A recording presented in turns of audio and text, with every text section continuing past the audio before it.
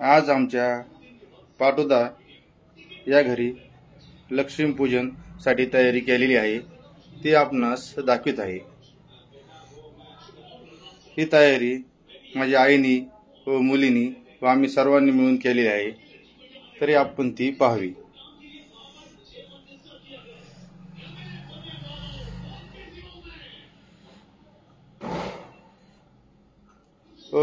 दीपावली व लक्ष्मीपूजन निमित्त आपण सर्वांना दिवाळीच्या खूप खूप शुभेच्छा। आपणास दीपावली सुखाची, समृद्धीची व भरभराटीची जावो ही ईश्वरचरणी प्रार्थना।